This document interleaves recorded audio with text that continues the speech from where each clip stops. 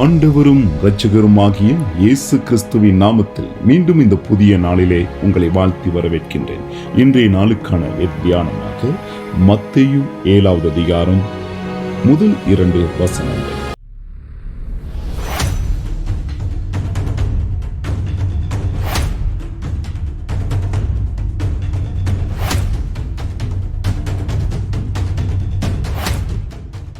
நீங்கள் குற்றவாளிகள் என்று தீர்க்காதபடிக்கு மற்றவர்களை குற்றவாளிகள் என்று தீர்க்காதிருங்கள். ஏனெனில் நீங்கள் மற்றவர்களை தீர்க்கிற தீர்ப்பின்படியே நீங்களும் தீர்க்கப்படுவீர்கள். நீங்கள் மற்றவர்களுக்கு அளிக்கிற அளவின்படியே உங்களுக்கும் அளக்கப்படும். பிரியமானவர்களே, ஆண்டவராகிய இயேசு கிறிஸ்து இந்த இடத்தில் என்ன கூற வருகின்றார்?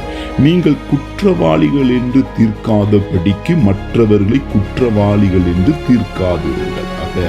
நாம் எதை விதைக்கிறோமோ அதை தான் நாங்கள் மற்றவர்களை நியாயம் தீர்ப்பதற்கும் மற்றவர்களை குற்றவாளிகள் என்று நாம் தீர்ப்பு சொல்வதற்கும் நமக்கு தேவன் அதிகாரம் கொடுக்கவில்லை. ஆக நாம் சரியாக நடந்து கொண்டு நாம் முன்மாதிரியா இருப்போம் என்றால், நாம் தேவனுக்கு முன்பதாக நீதியாகவும் உண்மையாகவும் ஒழுக்கமாகவும் பரிசுத்தமாகவும் இருப்போம் என்றால் அதுதான் மிக முக்கியமாயிருக்கிறது. ஆக மற்றவர்களை நியாயந்திருப்பது, மற்றவருடைய குற்றங்களை நாங்கள் விமர்சிப்பது எங்களுடைய வேலையிலே.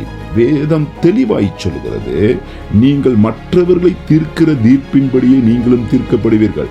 மற்றவர்களை பார்த்து நீங்கள் பொய் சொன்னீர்கள் என்றும், நீங்கள் தவறு செய்தவர்கள் என்றும், நீங்கள் அநியாயம் செய்தவர்கள் என்றும், நீங்கள் பாவம் செய்தவர்கள் என்றும் நாங்கள் தீர்ப்பு செய்துவிட்டு நாங்களும் அதே காரியங்களை செய்வோம் என்றால், நாம் யாரை பார்த்து யாருக்கெல்லாம் நாங்கள் நியாயம் தீர்த்தோமோ அவர்களை குற்றவாளிகளாக நாங்கள் காண்பித்தோமோ அப்படிப்பட்ட அதே தண்டனை, அதே தீர்ப்பு தேவனால் நமக்கும் தீர்க்கப்படும் என்பதுதான் இந்த வார்த்தையினுடைய உண்மையாக காணப்படுகிறது. ஆக நாம் நம்மை சோதித்து பார்த்து கர்த்தருக்கு முன்பதாக நாம் சரியாயிருப்போம்.